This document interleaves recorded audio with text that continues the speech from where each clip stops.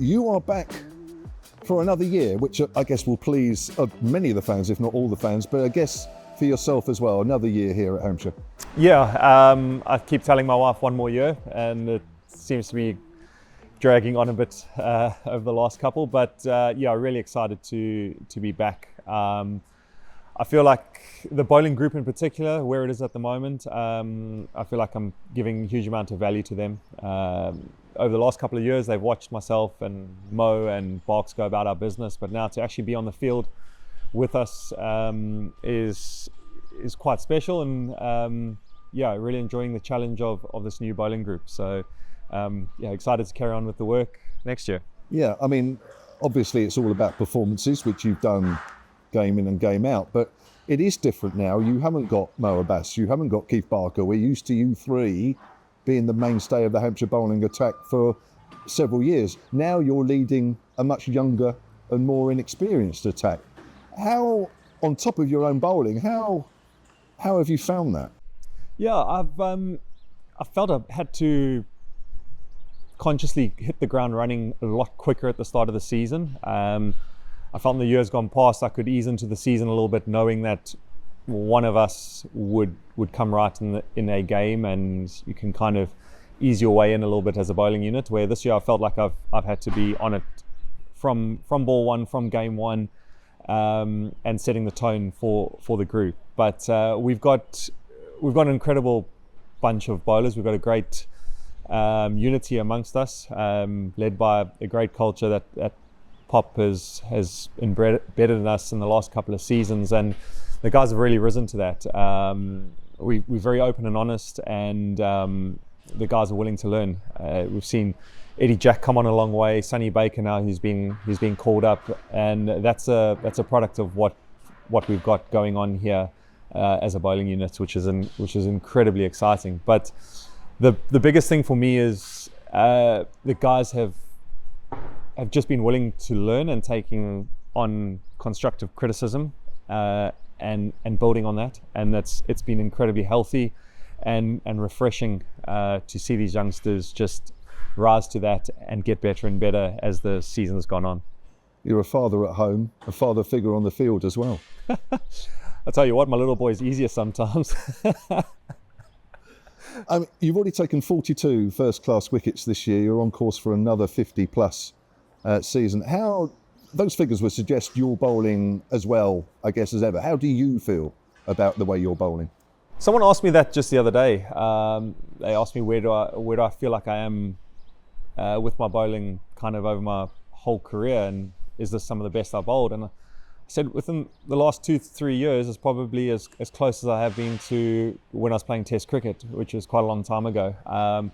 Be that just experience has really come to the top now, or feel like I'm in good shape and nice and strong, and yeah, just yeah, in a good place, kind of on and off the field. I think is contributing to a lot of things. So I definitely think I'm bowling some of the best I have for a better part of my career, which is exciting. So yeah, one more year and maybe one more year.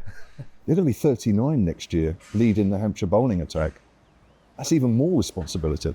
I've tried to stay professional. Everything I've done on and off the field, try to stay as professional as possible and lead by example and show that there is longevity in bowlers, and just keep doing my overs and bowling my overs and putting in that hard work and getting strong in that bowling role. So yeah, there's something to be said about kind of the new way of bowling, and a lot of outside influences and doing more stuff off the field and not actually bowling, where I still think there's a huge space just to actually bowl your overs and get strong doing that. Okay, let's go through some stats, which I know you'll know, because you always remind me.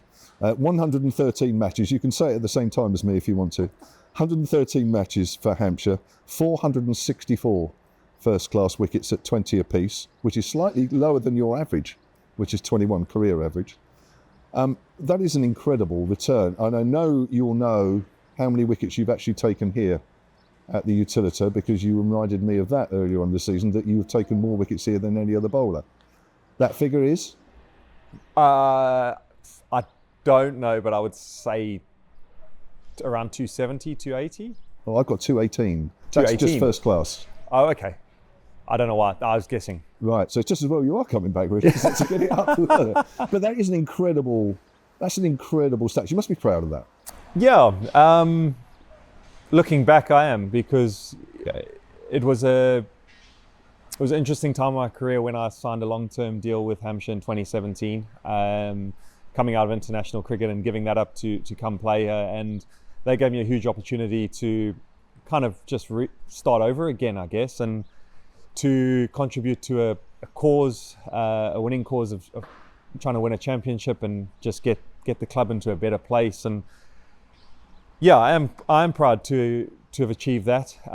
It's taken a lot of hard work from not only myself but everyone around me in getting all that. And yeah, there's still things I'd like to achieve at the club. A one-day trophy in particular, losing out in the final to Lords in 2019. Still feel like I've got some unfinished business there. And although out of it this year with the championship, starting on a clean slate next year, there's always that hope. And to try tick that off would be incredible. So yeah, I thoroughly enjoyed contributing, leading from the front, and yeah, those sort of numbers come with the enjoyment factor. I think that's been a key for me here. Sometimes it hasn't been the easiest place to bowl at home, and sometimes you look forward to going away, but then also we've had conditions in our favor here. So I've tried to stick to the things that have brought me success over the years and believe in that process, and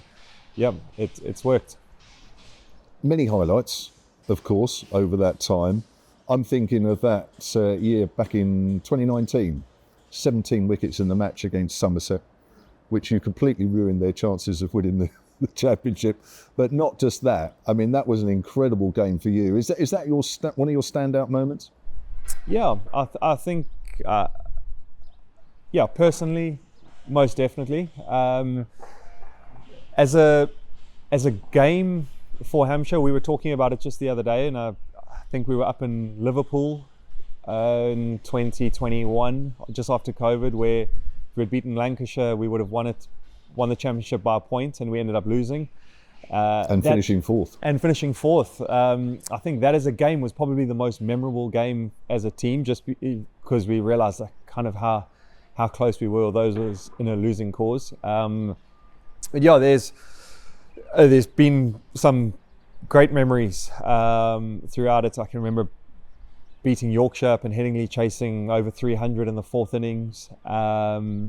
Some really good games at Somerset when the pitches have been turning. Keith Barker bowled them out for, I think, 68 or 69, and we had one run to win. They only had a slight lead. So yeah, there were plenty of games that really stick out. But yeah, from an individual point of view, that was just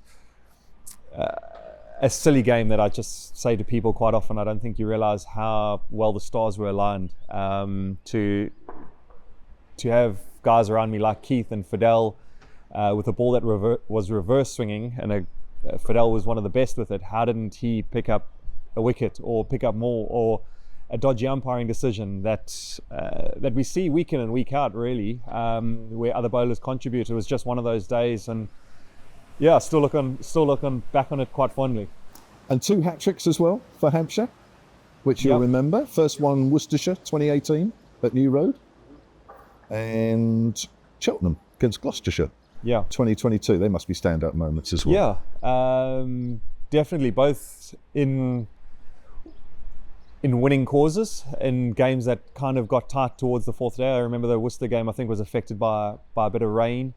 And we came back on the fourth day to beat them, and then the game in Cheltenham was kind of going to a little bit of a dead end. I think it was Miles Hammond got 100, and they had started to get close to making us bat again on that fourth day, and he got out in the last over before lunch, and then Safagoa nicked the first ball after lunch, and I think it was Tom Price, hit his pad, to get the hat trick. And yeah, that game, which looked like was going towards a draw, yeah, I think we won just after tea, chasing 60 or so. So yeah, remember the balls, remember the feelings, and certainly, yeah, good memories. So we talked about your bowling in your time at Hampshire. What about the batting? Because you still have yet to get a first-class 100, which, you do bat well. We know you do. I think that's a real shame. 97 is your highest. Time is running out to get that first-class 100, isn't it? I keep telling the guys above me, just stick around. And interesting. I think how I see how my batting has gone over the last couple of years for Hampshire, where I came over and really played positively, kind of carefree, knowing that any runs I got were going to be important, and didn't really think too much about it. And actually had quite a decent season, a couple of 100 runs, averaging 25 or so, and then probably started to think too much about it and going, I can average 25, maybe I can average 30 by batting properly. And then suddenly I was getting hit on the pad or nicking one off, and I'd get so irritated. I was just like, try hit every ball for 4 or try hit it for 6 and just stay positive, and if it's not there, block it. And over the last couple of years, I've gone back to that sort of mentality and tried to keep a high strike rate and really be positive. So hopefully I get another opportunity. If I don't, it would be a little bit sad, but I guess that's just the way it is. There's so many other things that I'll look back on and be proud of. But yeah, to tick one off would be quite nice. And I've also got a bet going on with David Miller that I'd get one. So that's niggling me a little bit. It's interesting to say about strike rates, because I think, I don't know, from the side, it looks as though you are noticeably playing a few more shots this year. I think either it might have been Ben Duckett only had a higher strike rate in the first division than you. So you're up there as well. So you are playing positively. You won't need a long time. If it's your game, it won't take long for you to get that first one. No, perhaps not. Or maybe I'll slow down, getting closer, thinking about it, and get myself out. There's nothing more annoying than 9, 10 and 11 coming in and playing shots, because you feel like it can go all over the place, and suddenly you look up at the board and 50 runs have come out of nowhere. So I try and put that back onto bowlers, knowing how frustrating it can be. It's not going to work every time, but just trying to give myself the best opportunity to get a few runs. And when you're batting with someone like Foz at the other end, you can have a little bit of fun and get the scoreboard moving. And I know the guys in the change room really, really enjoy it. We all do. hopefully entertain them a little bit too. Okay, so great, you're back next year. That's really good news. Of course, there's a bit more of the season left to do in the championship, and of course you've got a final to look forward to. Just sort of quickly sum up what Hampshire supporters and fans, what can they expect off this final? What are we looking at, 5-6 weeks of the season? Well, if you had asked me a month or so ago, I would have said to you, going into September, there's 3 county championships left and pretty cruisy. But sat down with AD, the head coach, yesterday, and kind of looked at it, and we went, well, wow, there's a quarterfinal this weekend for the T20 guys, then a straight to championship, then potentially finals weekend, another championship, Metro Bank final, and off we go. So potentially 2 white ball trophies are sitting kind of right in front of us if we play some good cricket. And then if we finish strong in this championship, I'd really hope we'd be in the sort of the top 5. It's quite congested, so we hit the ground running next week against Sussex, and then away to Somerset the following week, and kind of put to bed any thoughts of relegation, which realistically is still hanging around because it's so congested. So to look forward to, we're the only county that can win two trophies from here, which is pretty cool to think about it. And to cement a solid mid to upper table of the championship.